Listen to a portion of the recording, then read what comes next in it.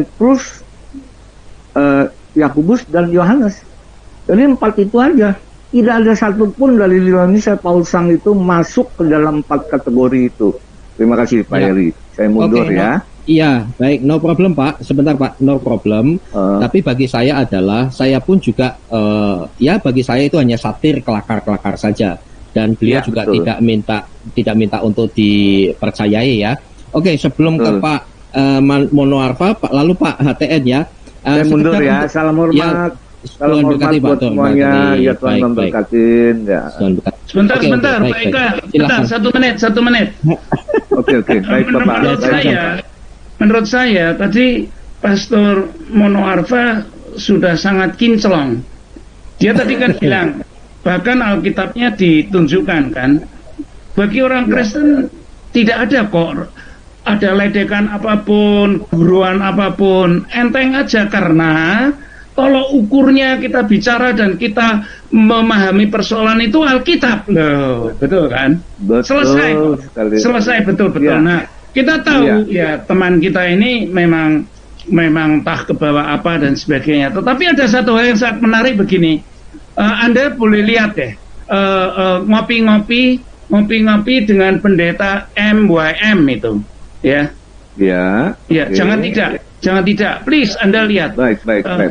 Ya, ngopi-ngopi bareng. Nah itu, wow, dia mengutarakan loh. Kenapa kok sampai dia mengutarakan itu? Pak MBM itu pandai, dia membawa ke dalam couplingnya dia untuk bicara kodo pinter ya. Nah, kawan kita itu berusaha membawa MBM di kandangnya dia.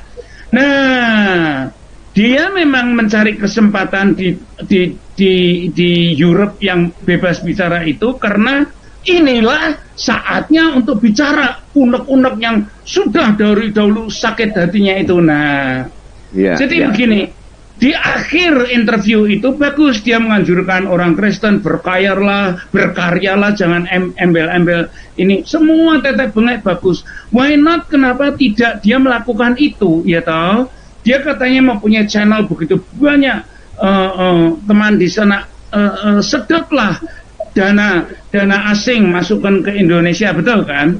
Dan seterusnya membuatlah seperti yang dibuat oleh Pak Saifuddin itu, ya toh. Nah, jadi bottom line, dia mengatakan Nabi kesekian dan segala hujatannya sampai apa itu namanya, Interpol dibuat pusing, ya toh. Karena apa? Karena ada pemberontakan di dalam hatinya yang diutarakan. Jadi untuk balas dendam, betul kan? Untuk akar kepahitan, Pak. Akar kepahitan itu. Apa? Akar kepahitan, Pak. Nah, iya. Tapi dia mengutarakan itu sebagai mumpung ini sekarang saya di sini, saya pakai begini ya toh. Nah, itu enggak bisa. Di dalam Alkitab, siapapun yang mengerjakan karya sebagus apapun, kalau disertai kebencian, kemendongkolan dan sebagainya, tidak pakai, Tuhan Yesus tidak mau, betul-betul tidak mau. Contohnya, si Saul itu kan dia ahli kitab loh itu, dari sistemnya dia akan melindungi kehidupan beragama itu dengan baik, atau dia tidak suka ada orang melecehkan. Karena itulah dia megangi pakaiannya Stefanus waktu dirajam itu kan, dan dia memang sengaja mau menggorok orang-orang, anak-anak Tuhan Yesus toh, itu dia makanya minta surat. Nah, lihat itu, Tuhan Yesus tidak suka tujuannya begitu, karena dia tahu untuk melampiaskan itu tidak suka. Tapi memang secara kebetulan dialah dipilih sehingga di tengah jalan langsung di-cut, betul kan? Dirubahlah 100% gitu. Nah, lain soal kalau you begitu cintanya Yesus tapi you polos sekali, you mendapatkan sesuatu ya, entah firasat atau apa, you mengutarakan tanpa disengaja yang you tidak tahu sama sekali. Contohnya seperti Yusuf ya, waktu Yusuf ngimpi, ngerti kan? Iya. Cerita ke bapaknya juga jengkel, loh ini apa kami nyembah kamu nanti. Dia cerita ke saudara-saudaranya, sekalian lagi dia diberi pakaian yang bagus, jengkel saudaranya. Akhirnya dia dijebloskan di situ, dijual tetek bengek. Nah, jadi raja kedua di situ Mesir. Saudaranya takut semua, tapi terus kan dia bilang toh, "Hei, kamu mereka-rekakan kejahatan, tetapi Allah mengubahkannya merekakan kebaikan." Betul kan? Ya toh? Ya. Nah, betul. Itu lain soal betul-betul. Nah, itu yang boleh dicontoh gitu loh. Jadi kalau yang satu ini memang guruan lah, dia dari mutu ya, dari mutu, dari quality apapun ya toh, dari yang Pak Pastor Mono Arfa mengatakan, karena tolok ukur, tolok apa itu pengetesannya itu Alkitab itu tadi. Nah, ini dia diukur dari Alkitab itu enggak kena sama sekali, sudah enggak kena 1%, 2%, 0 sama sekali gitu. Oke. Saya 30 terima kasih. Itu yang saya maksud. Jadi terima kasih. Nggak usah bimbang dan ragu deh. Ya. Saya 30 detik aja ya. Ya, jangan resah dan gelisah ya. Oke. Silakan. 30 detik aja. Jika di dalam beliau itu berkata penginjilan, berdasarkan fakta dan kebenaran, saya setuju 100%. Ya. Iya. Kalau di dalam dia mempunyai akal kepahitan, seharusnya di dalam dia berpaling kepada Alkitab. Ya, yang seperti dikatakan oleh Tuhan Yesus. 1, memaafkan 70 kali 7. Kedua, mengampunin. Ya, itu semua ada di Matius. Ketiga, mengasihi. Ya, itu ada semua di Matius. Dan terakhir, yang paling sulit adalah merangkul. Contohnya adalah apa? Pada saat di kayu salib, Tuhan Yesus itu masih sempat-sempatnya dua penjahat. Yang satu di kirinya adalah Gestas, ya, yang satu di kanannya adalah Dismas. Ya, saat itu juga karena dia Dismas membela Tuhan Yesus dan mengatakan, "Ingatlah aku pada saat engkau ke kerajaanmu." Maka saat itu juga Tuhan Yesus mengatakan, "Saat ini juga engkau bersamaku ke Taman Firdaus." Itu adalah bukti begitu hebatnya Tuhan Yesus ya. Saat-saat dia mengembuskan nafas terakhirnya sebelum dia berkata, "Lama-lama Eli lama sabatani," dia mengatakan dia rangkul Dismas itu. Seharusnya di dalam sendiri saya katakan bagi para pengikut Yesus lakukan 4 hal ini sendiri: memaafkan, mengampunin, mengasihi, dan merangkul. Kira-kira begitu, Pak Heri. Ya, betul. Lalu ya di dalam kita sebagai pembawa firman atau pengabdi Yesus itu yang berdasarkan Alkitab, nggak perlu kok kita mau menjadi pahlawan atau Gatot Kaca gitu kan, orang hebat sehingga menyuarakan pelecehan Kristen ini ya toh, dengan dia bersuara keras ya toh bisa mendapat perhatian polisi. Oke Pak, terima kasih. Oke, thank you. Pak Heri. Oke. Salam hormat buat semuanya. Kalau ada kurang kata dari Pupuk Bawang, mohon maaf sekali. Terima kasih. Ya, saya maafkan Pak. Baik, kita kembali ke topik. Tapi ini kita kembali ke laptop. Ya, jadi saudara, ini hanya warna sari saja kalau kita membahas tentang pausang, tetapi topik kita arahnya bukan untuk menghakimi siapapun ya. Dan saran saya adalah boleh saja orang berpendapat, sah-sah saja. Saya pun pakai belangkon ini dengan tujuan positif untuk representasi kejauhan saya sebagai keaslian orang Indonesia. Ini ada juga yang mengatakan saya ini kacungnya Londo, kacungnya Belanda. Ada 3 hal yang tidak bisa saya tolak, yaitu siapa yang melahirkan saya. Kalau bisa sih saya maunya dilahirkan oleh konglomerat, itu maunya saya. Tapi kan saya nggak bisa nolak. Lalu yang kedua, bagaimana dan kapan saya mati, dan yang ketiga, apa kata orang tentang saya. Yang bisa saya lakukan adalah merespon dan menyikapi dengan benar. Itu dia. Nah, bagaimana kita bisa menyikapi respon dan benar? Harus balance, jangan dari jauh, mendekat. Saya biasanya begitu, mendengar orang ini saya akan ngobrol secara langsung, pahami sudut pandangnya. Ada kalanya yang betul-betul yang kita sebut satir dan sarkasme ini, ketika saya mendekati lagi, oh begitu maksudmu, hanya saya ngasih tahu caramu yang saya nggak setuju. Ya, beliau sendiri juga menyetujui. Saya senang dengan Pastor Heri. Kalau dia nggak suka, dia nelpon saya ngomong saya nggak suka sama kamu. Ya, seperti itu ya, untuk saling memahami saja. Oke, Pastor Mono Arfa. Silakan. Kalau ditanya bagaimana kita bersikap, ya tadi sudah dijelasin bahwa itu kan hanya sindiran, bahwa Paul Zhang itu tidak juga mengklaim secara serius bahwa dia adalah nabi yang ke-26, itu hanya sebagai sindiran, dan dia mengutarakan itu karena ada sesuatu di balik itu, dan dia mengalami ketidakadilan, diperlakukan ketidakadilan. Sebetulnya saya juga mengalami ketidakadilan. Kenapa? Karena saya pernah dijerat dengan pasal 156A KUHP, dan saya dituntut 4 tahun pidana penjara, ancaman maksimal dari pasal 156A itu 5 tahun, dan saya divonis oleh Majelis Hakim Pengadilan Negeri Poso itu 4 tahun dan 6 bulan. Artinya putusan yang sangat maksimal. Sementara pertimbangan hukum itu sudah disampaikan secara maksimal oleh penasihat hukum bahwa unsur-unsurnya itu tidak terbukti. Tapi mengapa malah lebih berat? Nah, tetapi bagi saya tidak pernah ada rasa dendam, rasa benci, enggak. Saya lihat itu sebagai sebuah proses bagaimana saya harus berjalan hanya memandang kepada Yesus, dan mungkin juga itu adalah sebagai ujian iman. Dan karena itu saudara, 1 Petrus pasal 3 ayat 15 dikatakan begini, tetapi kuduskanlah Kristus di dalam hatimu sebagai Tuhan, dan siap sedialah pada segala waktu untuk memberi pertanggungan jawab kepada tiap-tiap orang yang meminta pertanggungan jawab dari kamu tentang pengharapan yang ada padamu. Tetapi ini kalimat yang harus kita garis bawahi, haruslah dengan lemah lembut dan hormat. Jadi kita harus mengembangkan sikap ini, lemah lembut dan hormat.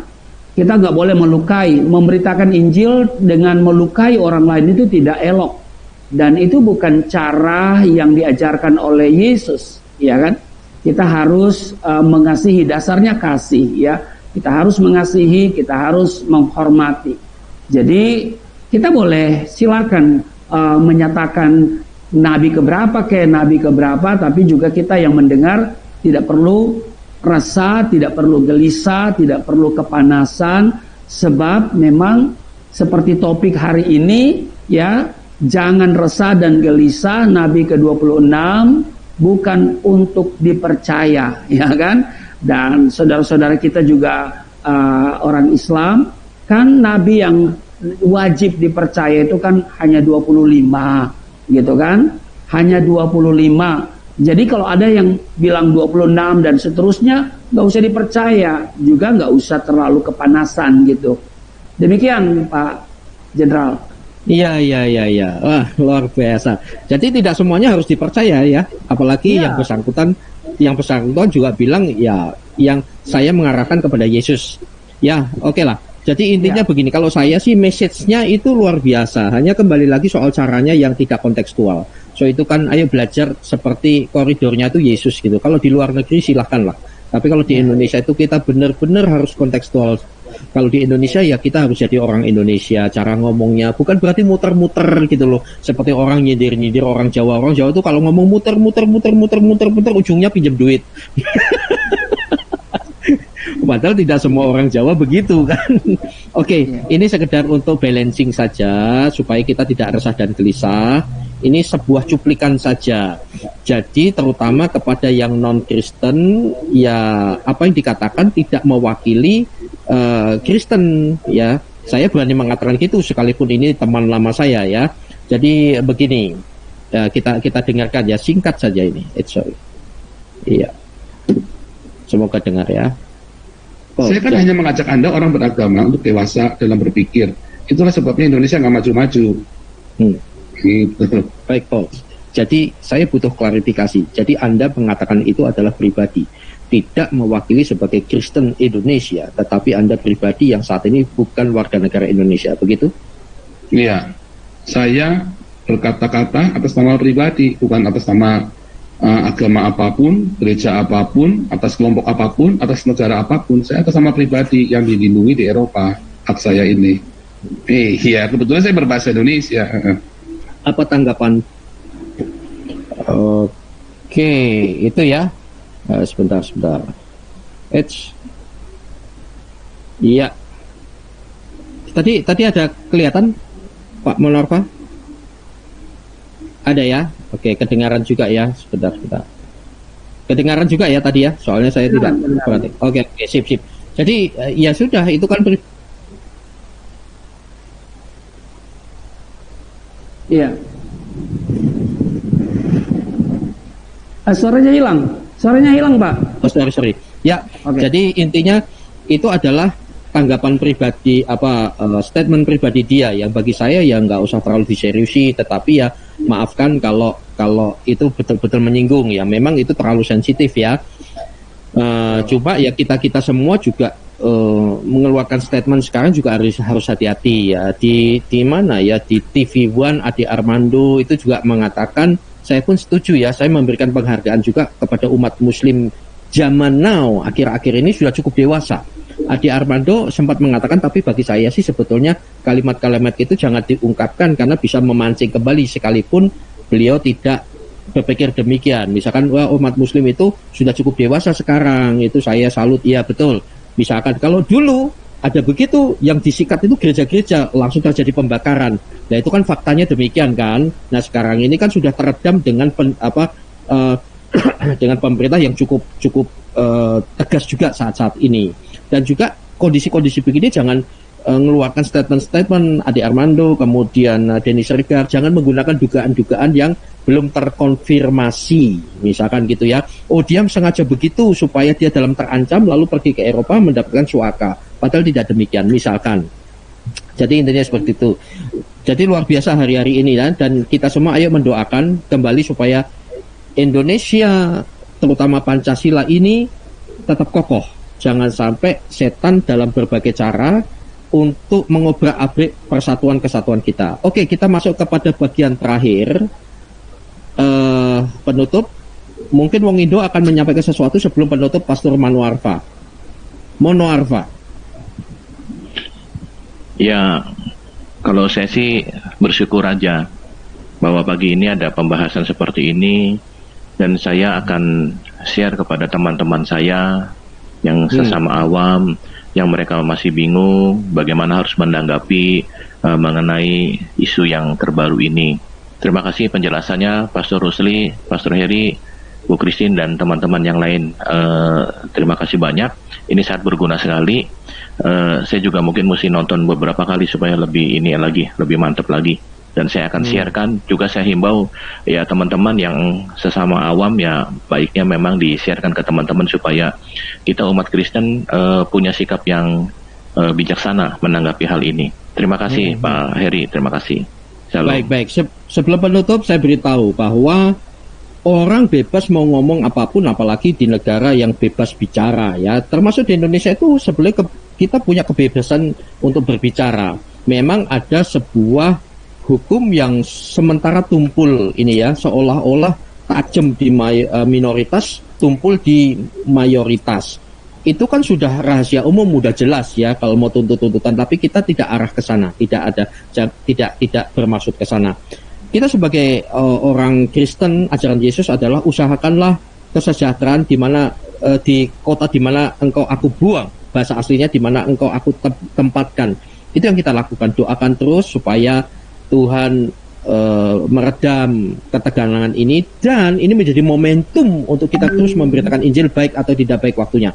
Sebagai penutup dari saya sebelum ke Pastor Monoarfa adalah orang mau ngaku-ngaku nabi ya terserahlah message-nya apa, apakah ke arah Yesus atau tidak. Nah ini cukup debatable, nabi masih ada atau tidak, tetapi karunia nabi itu masih ada karena itu tertulis di firman Tuhan.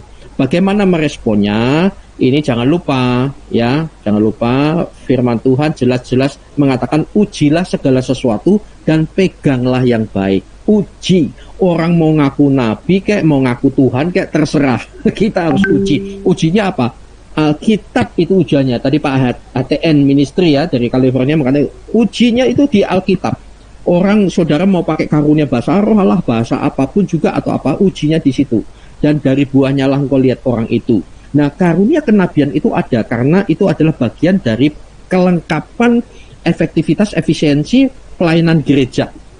Gereja besar bisa mengadakan seleksi ketat untuk itu dan ada, ya. Tetapi bagi gereja kecil yang jemaatnya hanya berapa gelintir, lah seorang gembala itu dituntut 5 jawatan itu, walaupun persentase beda, ada pada dirinya, yaitu rasul, utusan, terus nabi-nabi, rasul-rasul, nabi-nabi, 2 pemberita-pemberita Injil, dia harus nginjil, lalu gembala, dia harus ngayomi jemaatnya, lalu pengajar-pengajar, didaskalos dan didaske, dari didake, gitu ya.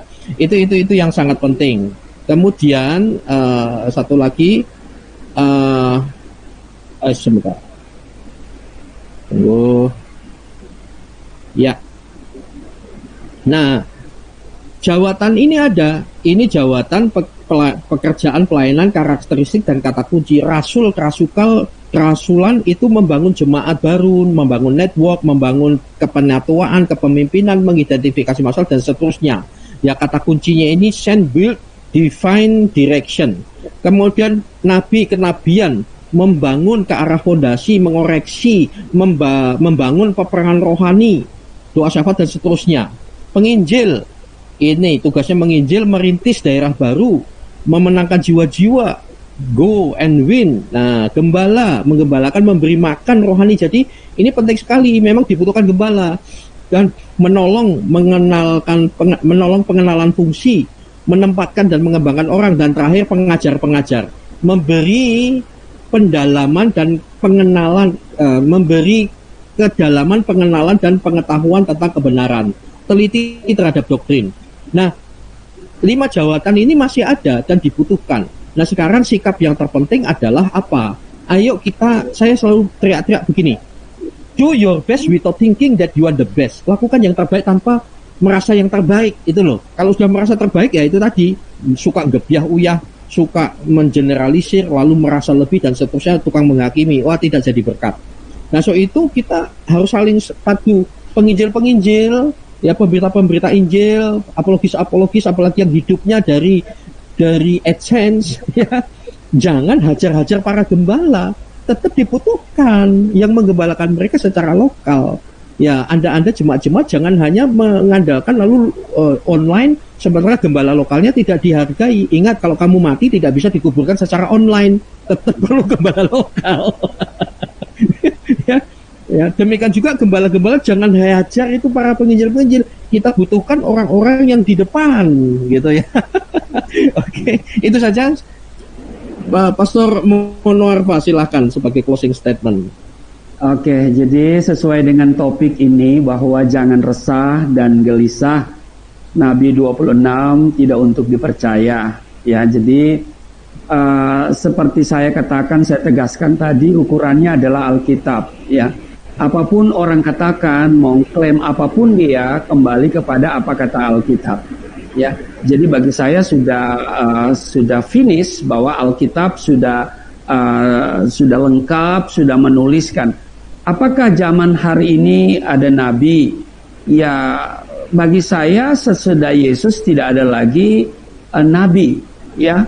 Tetapi karunia kenabian, menyuarakan kenabian itu jangan lupa itu karunia, ya kan? Karunia itu masih ada, ya, masih ada. Dan kalaupun ada orang yang mengklaim nabi, ya sudah pasti itu bukan nabi betul, ya. Tetapi seperti yang Yesus katakan, ya akan muncul nabi-nabi palsu. Nah, mengenai nabi yang ke-26 yaitu saudara kita Paul Zhang, bagaimanapun juga ada hal positif yang bisa kita belajar. Ini artinya membuka mata kita, ya, membuka mata kita semua. Mungkin juga kita harus introspeksi diri kita, ya, bahwa dengan viralnya Nabi ke-26, ya, dia juga ada hal-hal yang mau dia sampaikan untuk Indonesia, untuk kebaikan Indonesia ke depan, supaya Indonesia ini tetap memperlakukan seluruh umat manusia yang berada di Indonesia ini sebagai anak bangsa diperlakukan sama di mata hukum. Nah, yang paling penting seperti saya tegaskan tadi, bahwa kalau kita mau memberi pertanggungjawaban harus dengan lemah lembut dan juga dengan penuh hormat.